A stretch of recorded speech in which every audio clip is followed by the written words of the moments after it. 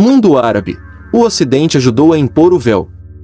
É sabido que, na cultura árabe, como em muitas outras, a mulher encarna o sexo frágil, o outro sexo, o sexo desigual, o sexo que não herda nada, nem mesmo o sobrenome, o sexo que pode gerar descendência ou desonra.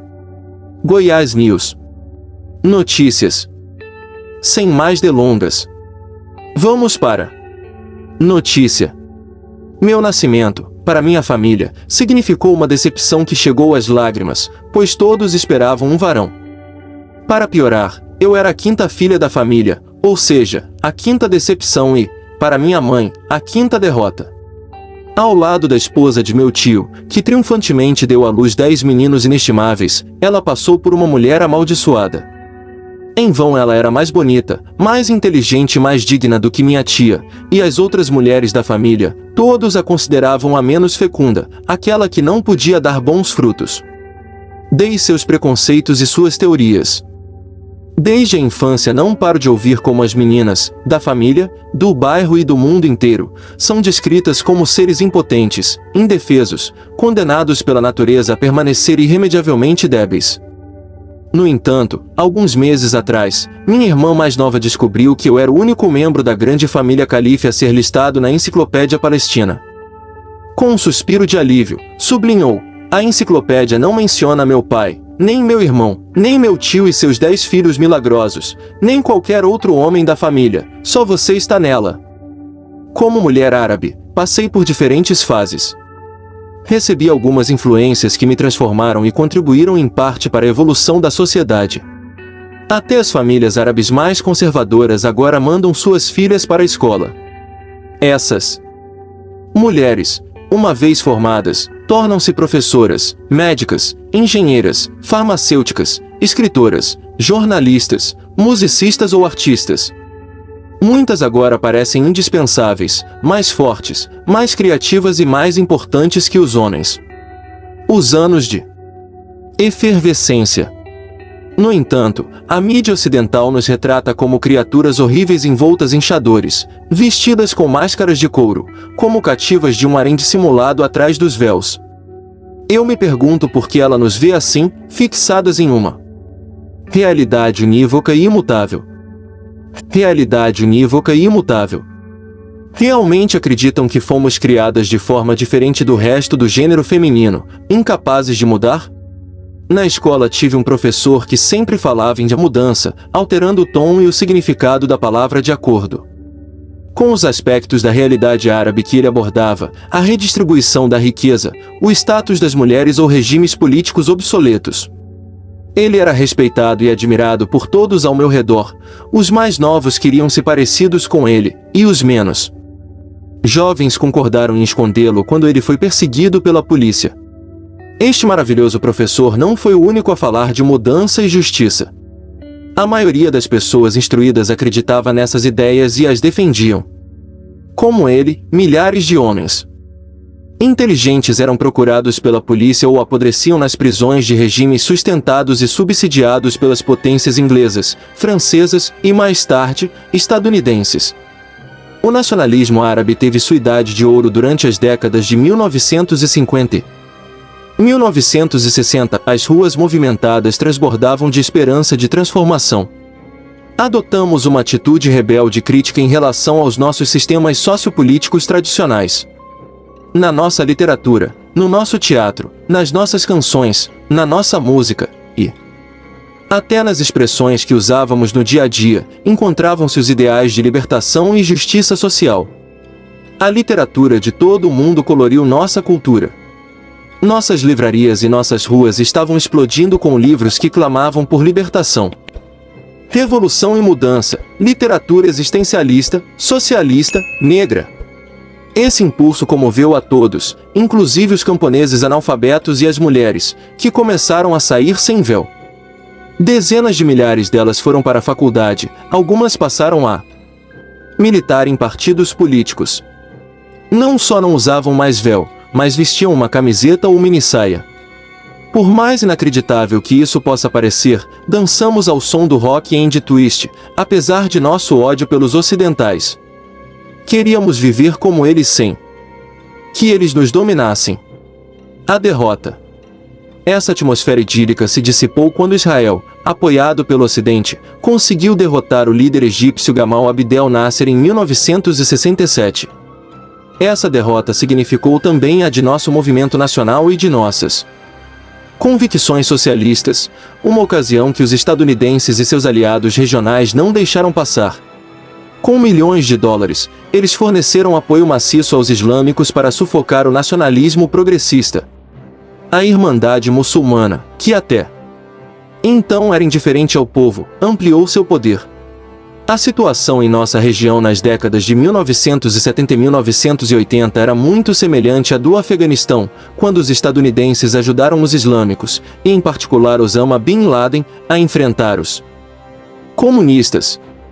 Instituições e meios de comunicação ocidentais, seja a imprensa escrita ou a televisão, o cinema ou as universidades, apresentam a mulher árabe como uma criatura velada da cabeça aos pés, na qual os seus olhos nem sequer são distinguíveis. Ela deveria ser incapaz de respirar ou pensar sob seu chador negro, uma sombra em movimento que vagueia no vazio como uma bruxa ou um fantasma assustador. A vestimenta da criatura que as mulheres como eu encarnam a seus olhos é chamada de roupa islâmica. No entanto, estou convencida de que não é islâmico nem árabe, e que é uma criação do Ocidente e uma manifestação perturbadora de seu imperialismo.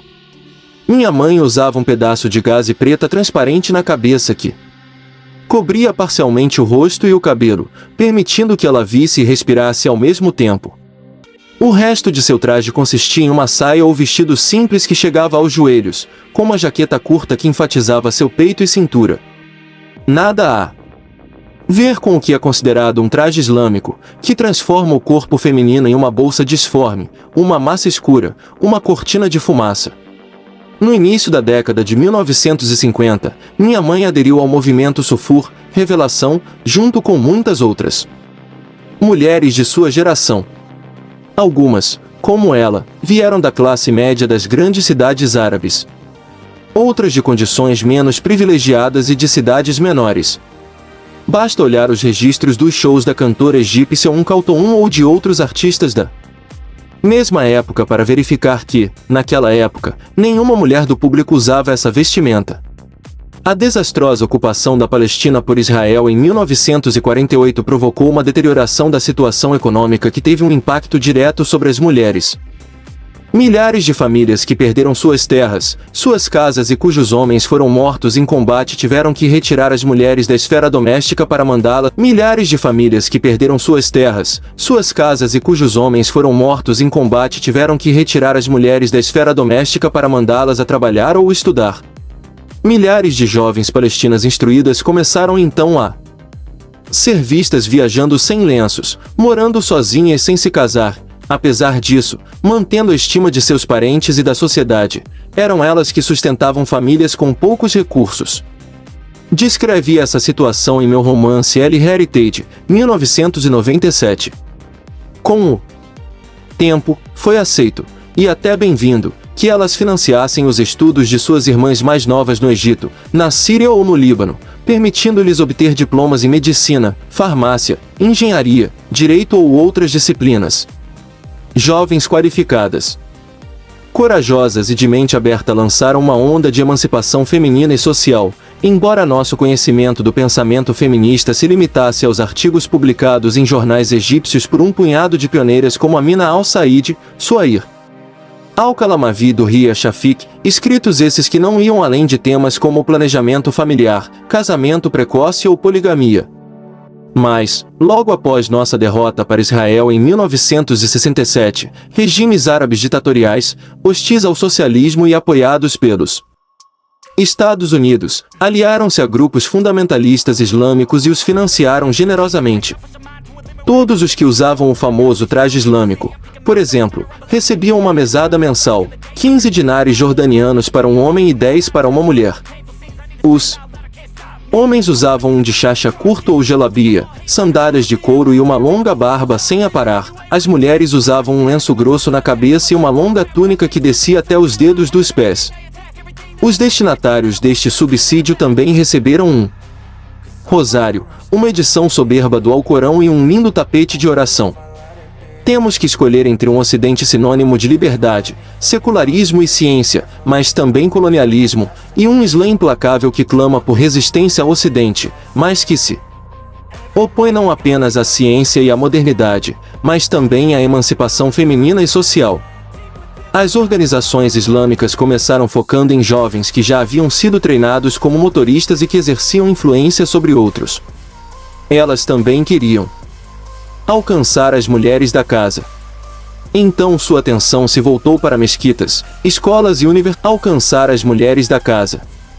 Então sua atenção se voltou para mesquitas, escolas e universidades.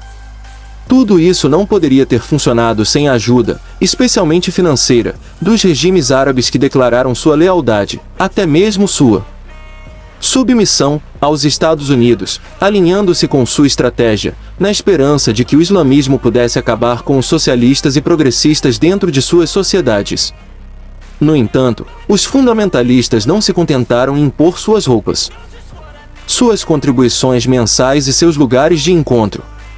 Para conquistar as mentes do ensino fundamental e médio, homens e mulheres islâmicos foram priorizados em cargos de ensino, dando-lhes a missão de imprimir sua ideologia na psique e no intelecto dos alunos.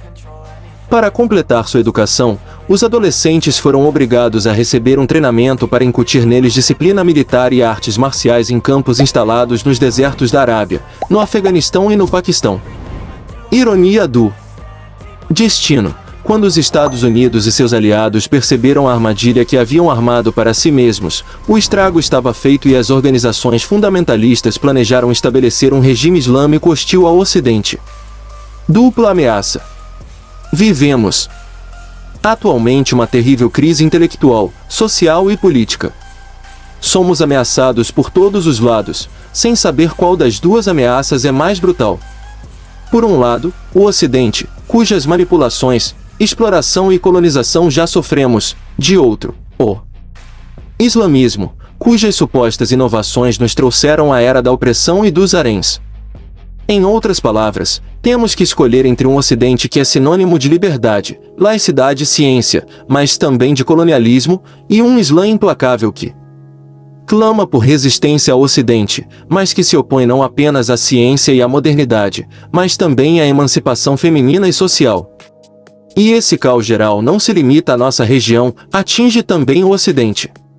Assim, o véu e o chador tornaram-se objetos de medo e aversão, a ponto de alguns países proibirem a vestimenta islâmica e o uso do véu nas escolas e locais públicos. Somos achacados agora por prejuízos raciais que colocam arbitrariamente árabes, muçulmanos e cristãos no mesmo saco. De minha parte, deixo claro para aqueles que compartilham dessa visão estreita e egoísta que estamos mais próximos deles do que imaginam. Não, de minha parte, deixo claro para aqueles que compartilham dessa visão estreita e egoísta que estamos mais próximos deles do que imaginam. Não estamos cansados de ouvir que o planeta se tornou uma aldeia? Chegamos em ondas humanas para bater em suas praias.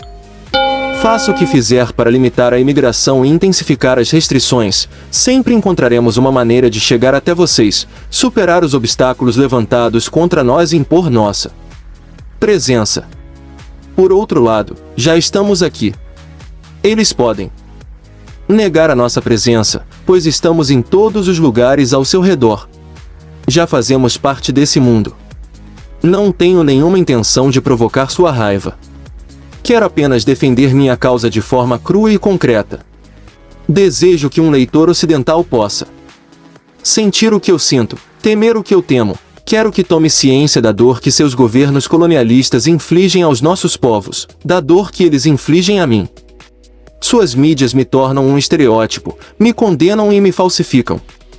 Quando apresentam uma mulher de burca como a encarnação da mulher árabe, assumem que a escritora feminista que sou, assim como as milhares de outras mulheres instruídas, e as milhares de mulheres árabes modernas, muçulmanas e cristãs, que vivem nos países árabes, somos um rosto escuro, uma cabeça baixa, um corpo sem forma, alguém incapaz de pensar e de se expressar.